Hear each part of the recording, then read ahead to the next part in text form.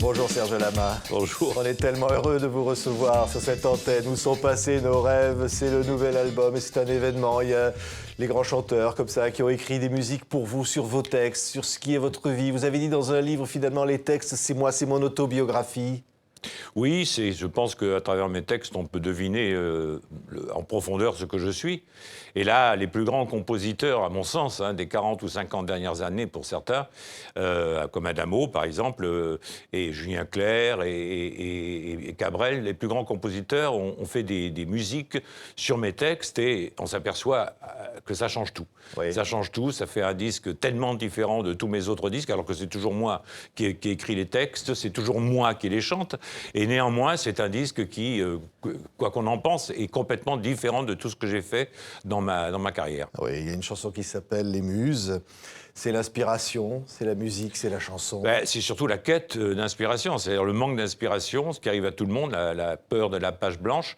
Et ça arrive particulièrement à Francis Cabrel.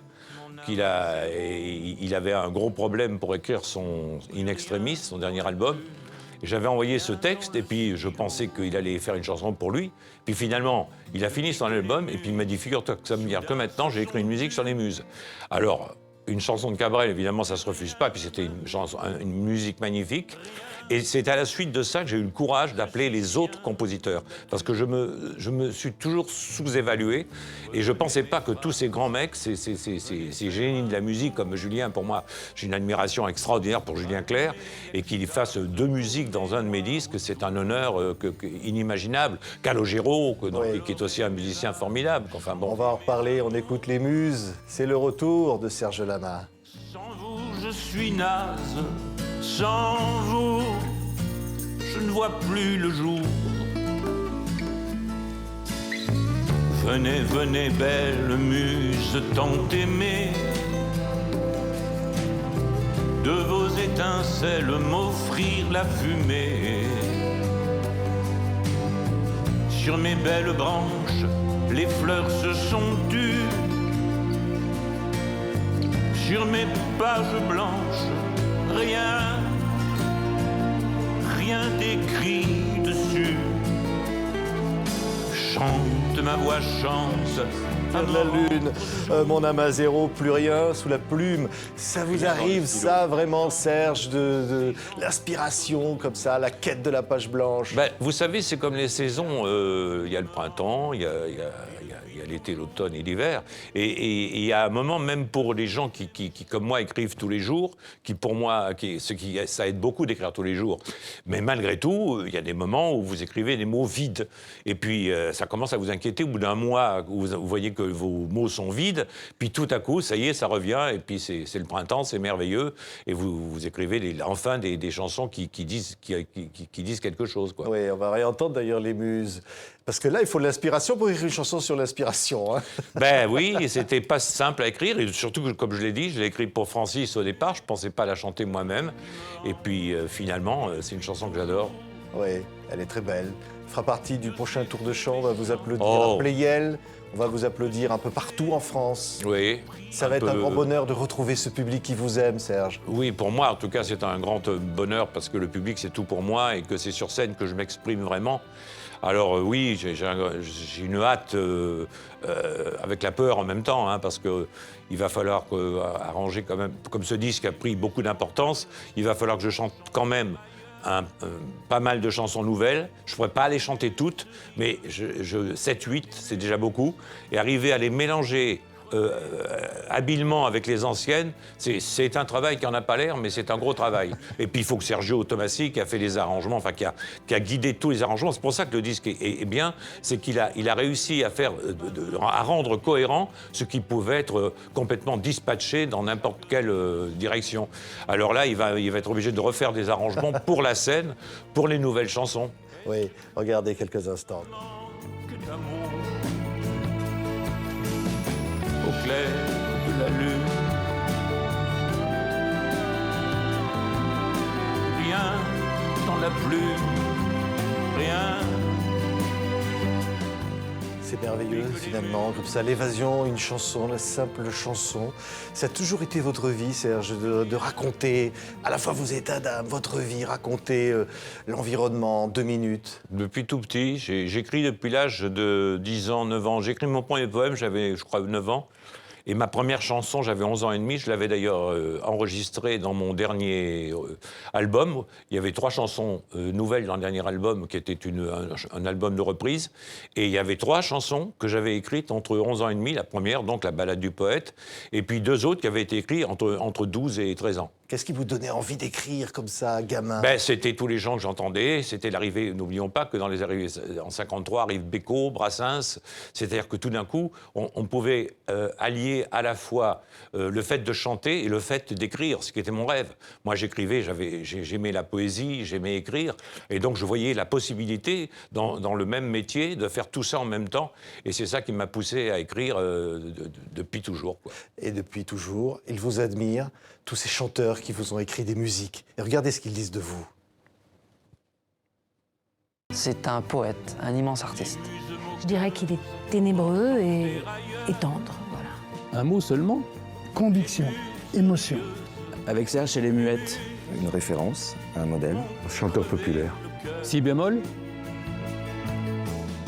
Une référence, un chanteur populaire. Ça vous plaît de dire que vous êtes un chanteur populaire? Bien sûr, parce que la chanson est d'essence populaire. La chanson n'a pas d'autre vocation que d'être populaire. Et là, on a eu beaucoup de chance parce qu'il y a un grand chanteur populaire qui a reçu le prix Nobel. C'est Bob Dylan, et à travers lui, c'est toute la chanson du monde entier qui, en tant que genre, parce que je vois des gens qui disent est-ce que c'est le plus grand auteur, est-ce que c'est le plus grand mélodiste? J'ai lu plein d'articles comme ça chez vos confrères, et c'est pas la question. La question, c'est de savoir s'il a fait des bonnes chansons, et une chanson, c'est 50% de mélodie et 50% de texte, et puis l'interprète aussi apporte beaucoup de choses, c'est ça une chanson. Oui. Et ce qui a été couronné au Nobel, c'est la chanson. Un genre, les victoires de la chanson, voilà. Ce qui est formidable, c'est que vous avez toujours refusé de vous enfermer dans un genre. Vous dites c'est un ghetto, un genre. Et vous avez dit de vous, d'ailleurs, c'est dans le disque, vous êtes la fête foraine de la mélancolie. Oui, c'est un peu ça. Quand on écoute mes chansons, même mes chansons les plus joyeuses, comme Les Petites Femmes de Pigalle, qui ont l'air joyeuses, et c'est Datin, qui avait un génie de la musique, qui malheureusement, je l'ai perdu tout de suite. Il est parti, le pauvre. Et il a eu le génie d'écrire une musique complètement comment on appelle ça, de revue, une musique de revue sur un texte qui n'était pas si joyeux que ça. Et parce que Yves Gilbert m'aurait écrit une autre musique sur ce texte-là. D'ailleurs, sur scène, vous le faites en parlant, l'introduction des Petites Femmes de Pigalle. C'est un type tout seul, finalement, que sa femme de sa vie l'a quitté. C'est pas joyeux. C'est pas gai du tout. C'est un mec qui fait semblant de le prendre bien. Écoutez, c'est la même histoire que Je suis malade, avec un mec qui essaye de le prendre bien. Je suis malade, il le prend très mal. Oui. Alors voilà, mais c'est le même sujet. C'est le même sujet. C'est-à-dire qu'on peut chanter, par exemple, vous avez dit, Le gibier mort et les femmes sont rares. Ça n'aurait pas été une chanson drôle du tout, mais finalement, c'est la musique qui détourne les chansons. Ce sont parce que je ne suis pas un grand fan des chasseurs, oui. et quand j'étais môme, j'allais dans les Charentes avec j'avais une dizaine d'années, et ils allaient à la chasse, et ils revenaient tout contents avec leur gibier qu'ils étalaient devant les portes. Alors, ce n'était pas des auberges, mais c'était... Alors, ils se recevaient, ils buvaient, ouais, et c'est vrai que les servantes, vers la fin, ça tournait un peu. Et j'essaie de raconter dans cette chanson cette atmosphère, et en même temps, c'est vulgaire, quoi. C'est quelque chose de... Et la chanson, elle a été prise au premier degré, ce qui est normal, parce que c'est une chanson qui fait tan, tan, tan, tan, tan, tan, tan, tan. Ils chantaient à une époque... C'est toujours une sorte de malentendu, finalement. Ils tapaient sur les glycines à une époque, les gens. Oui, mais là, les glycines, une chanson qui raconte une histoire je tentais de les arrêter. Cousins qui ne peuvent pas s'aimer. Oui, c'est un drame. C'est un drame. Épouvantable. Et le public, il tapait sur les glycines. Ça m'énervait beaucoup, d'ailleurs. Oui, c'est ça. Mais là, quand vous chantez Bordeaux, alors évidemment, sur le nouvel album, c'est une chanson phare. Tout le monde adore déjà cette chanson. C'est des souvenirs d'enfance qui reviennent. Ça, c'est la petite enfance. C'est-à-dire que c'est les ballons rouges d'avant les ballons rouges. C'est-à-dire que c'est la petite enfance, c'est Bordeaux mêlé, parce que c'est mes premières senteurs, mes premières odeurs, les premières choses très importantes de la vie chez un être humain, puisqu'on le sait maintenant que c'est très important.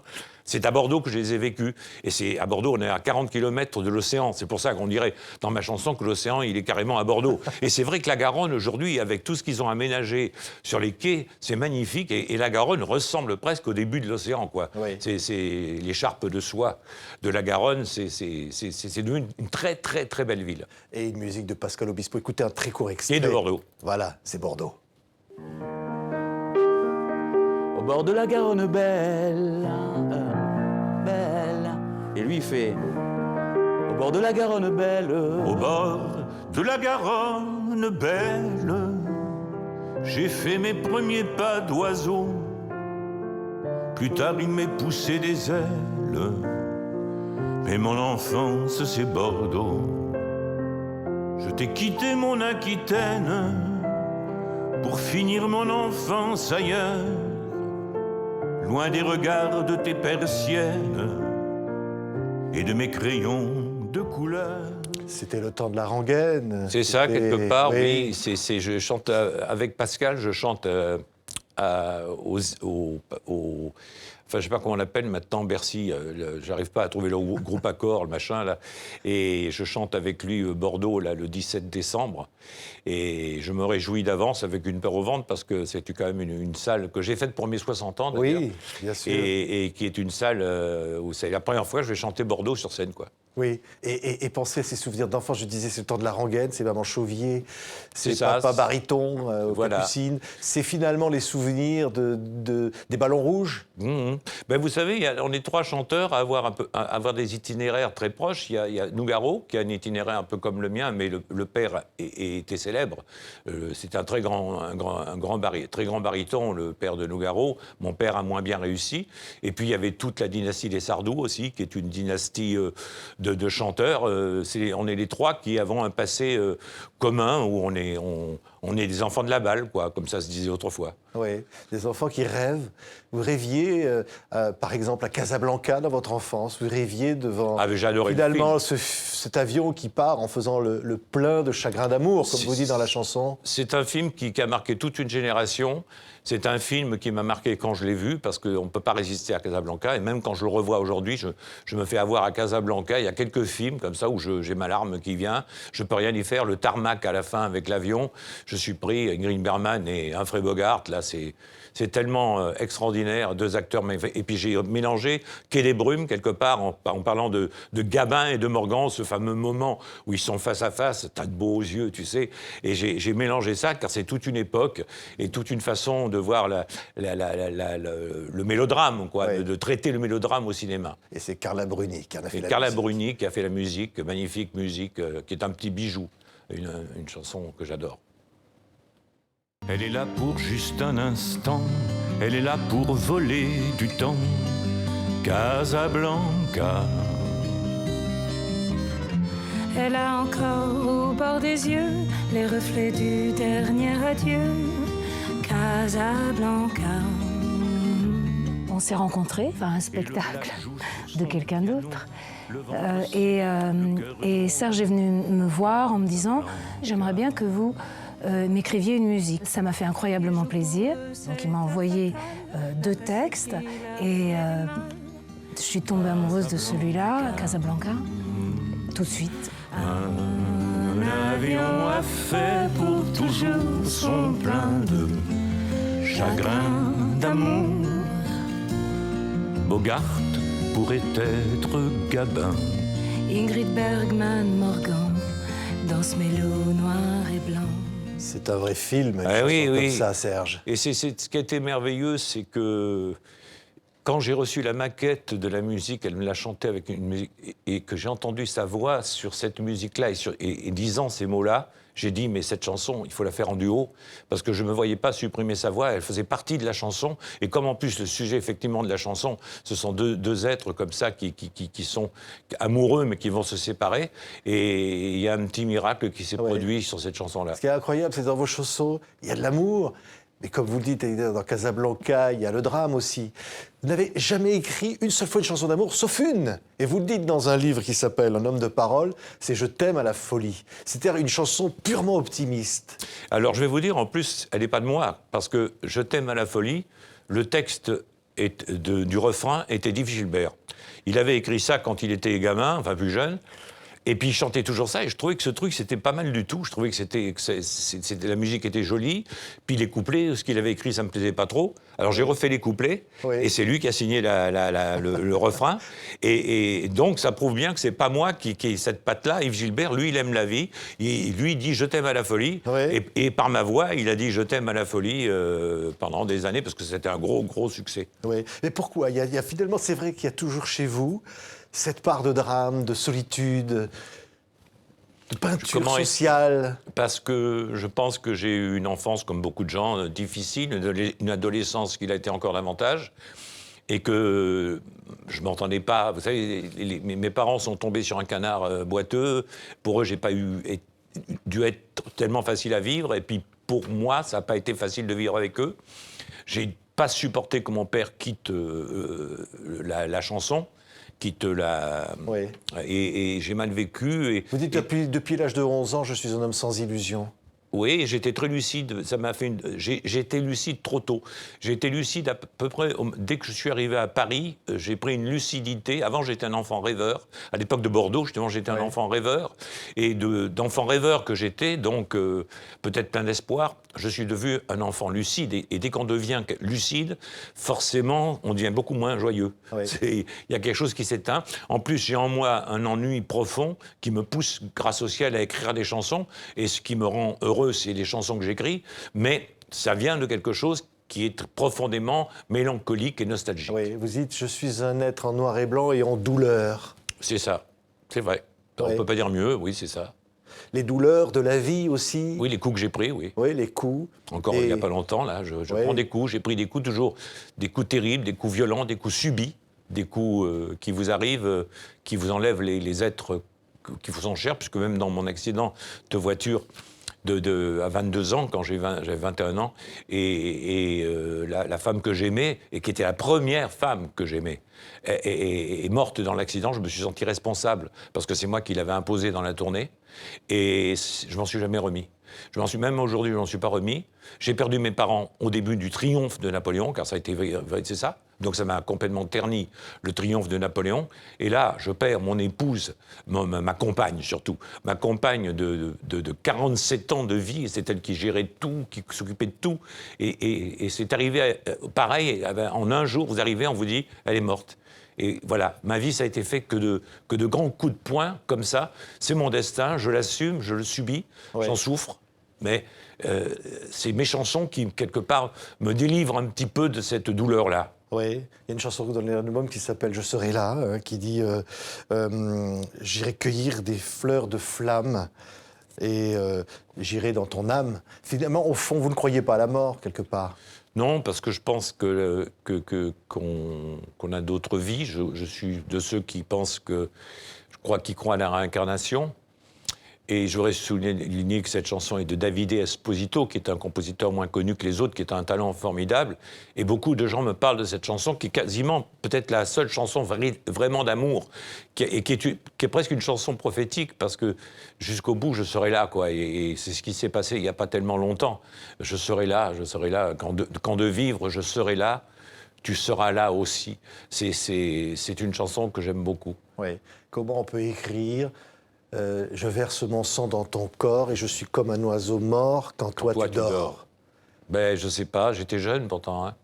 J'étais jeune, j'ai écrit ça, 71 ? En 71, oui. J'ai écrit cette chanson-là avec Alice. C'est quasiment la première chanson qu'on ait écrite ensemble. C'est Je suis malade, évidemment. Oui, c'est Je suis malade. Elle avait le titre. Elle est partie avec le titre. Elle a fait la musique. Et on attendait quelqu'un un jour. Et elle s'est mise au piano. Ah, j'ai trouvé la musique. Et puis elle chantait Je suis malade au refrain. Et moi, pendant qu'on attendait la personne, j'ai écrit le texte de Je suis malade, qui est devenu la chanson de ma vie, quoi. Et la chanson de la vie d'Alice aussi, qui a fait une musique absolument sublime sur ce texte. Et je ne sais pas d'où ça vient. C'était Michel encore, c'était Michel. À l'époque, elle était ailleurs et je ne supportais pas son absence. Et avec la violence que j'ai en moi, ça s'est matérialisé par une chanson de cet ordre-là. Oui. Où sont passés nos rêves, Serge Lama? Écoutez, je crois qu'on a passé le XXe siècle, on est au début du XXIe siècle. les idéaux sont morts, qu'ils soient de gauche ou de droite. Les capitalismes, enfin, ceux qui ont un peu de bon sens ne croient plus vraiment que le capitalisme est la solution. On sait que le communisme, tel qu'il a été appliqué, n'en est pas une. Et puis beaucoup ont perdu le sens de Dieu, le sens d'une certaine transcendance, d'une certaine... Vous croyez ça? Parce qu'il y a beaucoup de chansons là-dessus. La fille dans l'église, il y a beaucoup de chansons qui parlent au monde, finalement, à cette transcendance. Et qui montrent déjà le vide des églises, d'ailleurs. La fille dans l'église, elle est là, elle visite un musée. Elle n'est pas dans une église, en fait. C'est pour ça qu'elle a la cigarette à la main. Elle regarde des statues, mais qu'est-ce que ça lui fait? D'ailleurs, je ne résous pas la question à la fin. Ça lui fait rien. Et je le dis à la fin de la chanson que j'ai faite avec Cabrel. J'ai fait le texte de Golgotha. Et à la fin de Golgotha, je dis ça aussi. Je dis que voilà, les gens sont devant leur télévision, ils mangent, et puis tout ce sang qui coule. Et il n'y a pas de Jésus pour parler à la foule, quoi. Il n'y a personne. Il n'y a pas un Jésus qui sort de quelque part. Il n'y a personne. Il n'y a même pas de grands hommes. Il n'y a pas de Churchill. Il n'y a pas de Roosevelt. Il n'y a pas de... Et là, ce qui nous arrive en ce moment, ça ne laisse rien présager qui fasse rêver, quoi. Oui, c'est l'envie, une chanson qui s'adresse aux enfants, un enfant, et qui dit ce monde-là, il y aura toujours la mort, il y aura toujours finalement des cimetières, des chants d'horreur. Oui, oui, bien sûr, c'est la lettre à mon fils, c'est depuis toujours, c'est ancré dans la vie des hommes. Moi qui ai lu beaucoup de livres d'histoire depuis l'Antiquité jusqu'à aujourd'hui, la mort est inscrite, les cimetières, et la guerre, là, on se targue de dire qu'il n'y a pas eu de guerre chez nous depuis 70 ans, mais il y en a partout des guerres. Il y a des gens qui meurent tous les jours, il y a des colonnes qu'on nous fait voir à petite dose, mais des colonnes de gens qui sont... des vies catastrophiques, des vies brisées, des familles décomposées. Enfin, quand on voit ces foules, ça me fait mal, moi. Et c'est cette chanson qui, j'essaye de dire à mon fils au fond, que le monde est un vaste cimetière depuis le début de son histoire. Et Julien Clerc a fait une musique sur Où sont passés nos rêves. Oui, et c'est Maxime Le Forestier qui a fait une musique sur Lettre à mon fils. Où sont passés nos rêves, nos discours, nos sermons, échoués sur la grève, avec l'ego aimant. La jeunesse s'exalte à l'appel des anciens. Il faut que l'on calme. Et puis il y a d'autres artistes. Il y a Adamo qui vous fait une musique sur quand on est pauvre. C'est extraordinaire parce qu'il y a aussi de la joie. Oui. On se dit quand on est pauvre, c'est pour toujours. Oui, on peut rien y faire. Et on a trouvé l'idée de faire une chanson à la Johnny Cash, c'est-à-dire que c'est vraiment ça déménage, quoi. C'est du country, hein. C'est du country. D'ailleurs, je pense qu'on va bien s'amuser sur scène en chantant ça. Je vais essayer de faire chanter le public parce que je pense qu'ils sont tous comme moi, ou d'anciens pauvres, ou pauvres toujours pour certains d'entre eux. Ouais. Et c'est vrai que je les rassure sur un point, c'est-à-dire que moi qui suis vraiment un pauvre, je viens d'une famille très pauvre, qui ont compté ça ses se voit sous. toujours, hein. Et, on a beau faire. Je peux leur dire, j'ai été dans des grandes réunions, et on vous fait sentir votre différence. Et c'est ce que je dis dans la chanson, c'est qu'on aura beau faire tout ce qu'on veut, être multimillionnaire, ça ne changera rien. Quand on est pauvre, c'est pour toujours. Voilà, on voit tous les artistes, là, au moment de l'enregistrement, il y a même Gérard Lenormand, il y a Benabar. Ils sont tous venus comme ça vous faire des musiques sur ce disque qui est formidable et qui finalement, c'est vous. On a l'impression que ce disque, c'est vous, ça vous résume, Serge Lama. Je dirais que c'est moi libéré presque. C'est les musiques ont fait un mois, effectivement, puisque les textes sont toujours de moi, mais elles ont libéré quelque chose, des musiques, qui étaient refermées par d'autres musiques depuis quelque temps. Il y a de très bonnes chansons dans les anciens disques, à mon avis. Il y a une chanson qui s'appelle « J'espère », qui pour moi est une très grande chanson. Une chanson sur le temps qui passe aussi, « J'arrive à l'heure où même vivre est fatigant ». C'est une chanson que j'adore, que j'ai chantée dans mon dernier tour de chant. Mais là, il y a vraiment une ouverture grâce à tous ces compositeurs, et le disque finalement dit autre chose encore, quoi. Oui. Il y a une chanson sur la scène. Vous en avez fait beaucoup de chansons sur la scène. Il y a le chanteur. Comme aujourd'hui, il y a l'idole. Alors, il y a une chanson sur les adieux des chanteurs, mais il y a l'idole. Alors, l'idole, il n'est pas cité dans la chanson, mais on comprend. Oui, c'est Johnny, bien sûr. C'est ce chanteur extraordinaire qui est Johnny Hallyday, qui est un chanteur qui est star depuis l'âge de 18 ans. Et qui porte ça sur lui. Quand on sait ce que c'est que d'être star, c'est terrible. Depuis l'âge de 18 ans, il a eu des hauts et des bas, il a tout surmonté. Comme le phénix, il est revenu de ses cendres. C'est un chanteur qui est le seul chanteur actuellement, avec Aznavour, qui est toujours là, qui me fait tirer les poils, quoi. C'est-à-dire, quand je l'ai vu chanter, quand il arrivait sur scène, dans le théâtre, dans le grand stade, et qu'il rentrait en chantant en silence, sur a cappella, « Quoi, ma gueule ?» Qu'est-ce... Et puis ce regard qui faisait tout le tour. Qu'est-ce qu'elle a, ma gueule? Putain, les gens, là, ça sortait comme ça on sentait que c'était... Et puis, paf, la musique arrivait après. C'était extraordinaire. Et il chantait à la fin, il chantait maintenant de Beko d'une manière... C'était plus du Beko, c'était du Johnny Hallyday, quoi. Car les chanteurs font aussi des chansons. Il y a les auteurs, les compositeurs. Mais sans montant, que seraient les feuilles mortes? Oui. Que seraient les feuilles mortes sans montant qui s'est entêté 5 ans avant que la chanson sorte de l'anonymat? Il y a des chanteurs que vous adorez, Souchon. Et alors, dans ce livre, vous imaginez Souchon qui chanterait Les ballons rouges. Alors, je ne sais pas si vous vous souvenez de la façon dont vous racontez ça. Non, alors... je m'étais amusé, oui, à faire un texte à la Souchon, mais c'est évidemment, parce que lui, c'est très elliptique, c'est très... Puis lui, il est condamné à cette chose qu'on appelle le style. Moi, c'est une chose que j'ai toujours refusé dès le départ, parce que moi, c'est la chanson qui doit me donner ce qu'elle veut. Vous voyez, on arrive à Johnny Cash dans une chanson, par exemple, elle me dit folk, c'est un folk. Alors elle m'emmène vers ce terrain-là, une autre va m'amener vers une chanson populaire à l'ancienne, une autre va être autrement, alors que lui, Souchon, il a véritablement une écriture propre, et il est condamné à chaque fois qu'il fait un disque à ne pas sortir de son style. Et c'est contraignant quand même, le style. Hein. Ouais. C'est un genre de prison, c'est ce que j'explique dans le livre d'ailleurs. Et alors, il y a une chanson... Mais il a fait des chefs-d'œuvre. Ouais. Il a fait des chefs-d'œuvre. Vous aussi, Serge Lama. Il y a une chanson, vous avez dit, c'est peut-être celle qui me résume le plus. On l'a préparée. Est-ce que c'est celle-là que vous allez me citer? Les ballons rouges? Non. Ah non, et puis on s'aperçoit. Oui, évidemment. Et puis on s'aperçoit. Ah non, celle que j'aime, oui. Celle que j'aime le plus, parce qu'elle est... J'ai écrit ça, j'avais 20 ans, et c'est incroyable déjà qu'un mec de 20 ans écrive une chanson comme ça. Et puis elle résume, bizarrement, comme si elle me disait, voilà ton profil. En 4 couplets, elle résume tous les thèmes de toute ma carrière.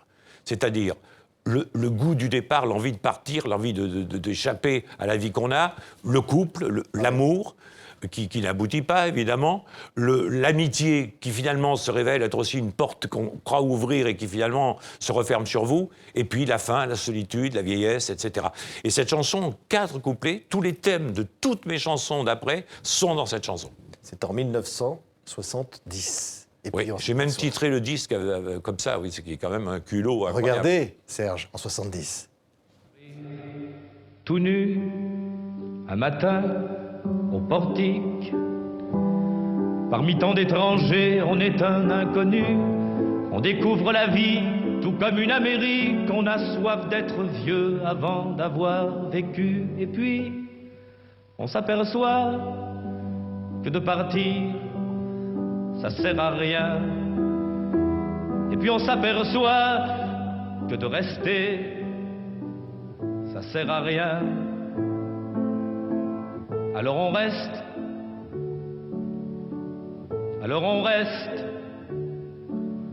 n'importe où. On se trouve un matin, on est 2, face à face. On se trouve un matin 2 dans le même lit. On découvre l'amour, on lui cède la place, mais il fait la valise avant qu'on ait compris. Et puis, on s'aperçoit que d'être 2, ça sert à rien. Et puis on s'aperçoit que d'être seul, ça sert à rien. Alors on fait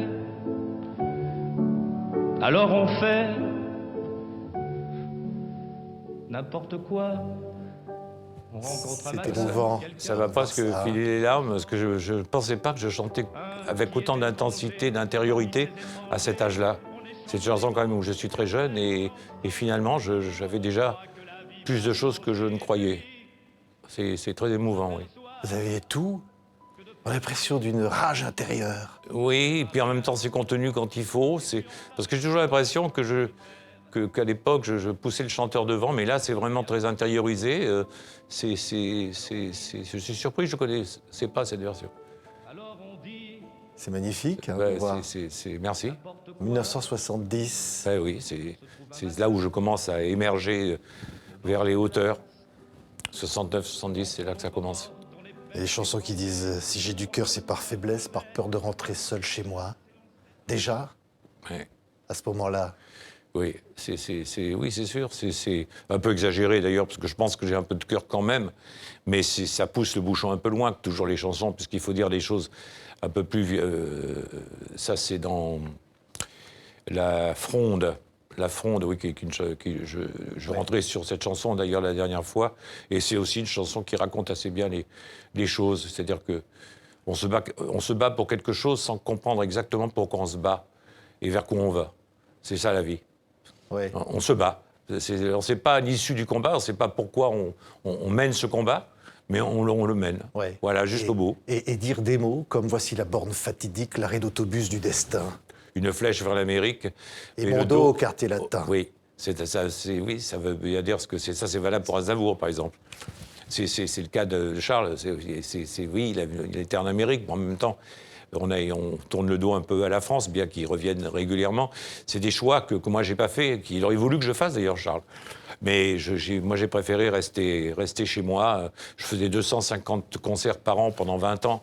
Alors, vous savez, ça me remplissait très largement ma vie. Et Oui. puis, j'étais tellement heureux de voir mon pays, de visiter mon pays. Je suis très français, moi, vous savez. Ouais. Vous citez Sacha Guitry, vous dites « Il faut surprendre le public avec ce qu'il attend ». C'est ça. C'est une phrase de Sacha Guitry ou de Tristan Bernard, d'ailleurs, parce que souvent il citait Tristan Bernard. Et c'est la vérité. Et il disait aussi il faut plaire à la fois à ma concierge et à Tristan Bernard. Il disait, et c'est ça. Ouais. Faire quelque chose d'une bonne chanson, c'est ça. Il faut plaire absolument à tout le monde, c'est-à-dire à l'élite, et aussi toucher le public le plus simple, le public qui n'a pas fait toutes les études forcément, et qui soit touché quand même par votre chanson. Il faut arriver à ce grand écart-là, et c'est là que vous faites une chanson populaire. Ouais. Mais quand vous dites « J'ai chanté pour être plus grand que moi C'est ça. », c'était quoi? Vous vous regardiez dans le miroir, vous disiez « Je vais être chanteur ». Quand Je vais être j'étais plus grand que ça, atteindre autre chose. Puis il y avait mon père qui avait raté aussi, ça joue beaucoup. Alors c'est vrai que quand on chante, quand on est sur scène, on est plus grand que soi. Dans la vie quotidienne, on n'est pas plus grand que soi.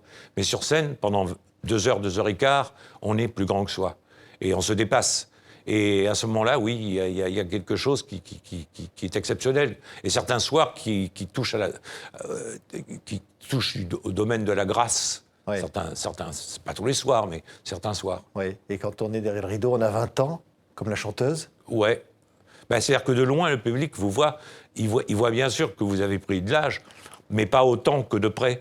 Alors, c'est vrai, moi, j'ai vu des chanteuses qui montaient sur scène, et puis c'est pour ça que j'ai pensé à Marlène Dietrich, et on ne pouvait pas s'imaginer qu'elle avait 65 ans. Hein.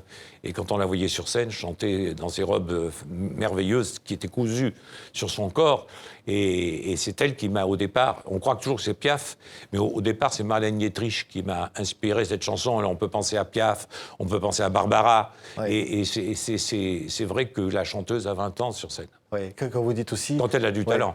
C'est ça. Mais quand vous dites aussi « Je suis l'enfant bâtard d'Aznavour, de Beko et de Luis Mariano ».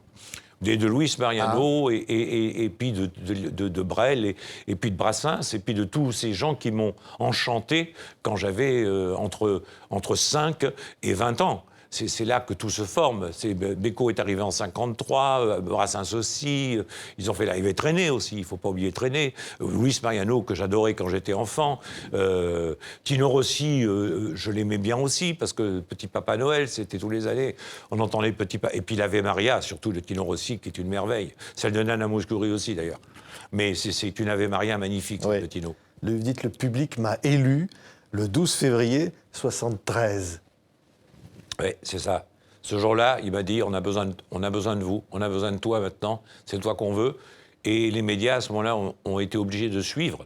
Parce que j'ai jamais été un chouchou des médias, moi. J'ai jamais été quelqu'un que les médias ont adoré. Ils ont toujours aimé les gens qui étaient un peu, qui ceci, cela, un peu sophistiqués, je dirais. Alors que moi, je suis le contraire d'un mec sophistiqué. Alors, c'est le public qui m'a porté à bout de bras pour que je sois encore à 73 ans là où je suis. Oui. Alors, vraiment, je leur dis merci. Quand moi, ça, c'était premier album, hein, Les Ballons Rouges, L'Orgue de Barbara, Comment t'as fait, Recto verso sans toi, La guerre à 20 ans. Vous aviez déjà tous ces thèmes, hein, Les Noces de Saint-Germain, avec leur beau sourire, Di Pedro, déjà une chanson sur le droit à mourir dans la dignité. Bien sûr. chanter sûr. tout ça. Vous chantez Alzheimer d'ailleurs dans le nouvel album.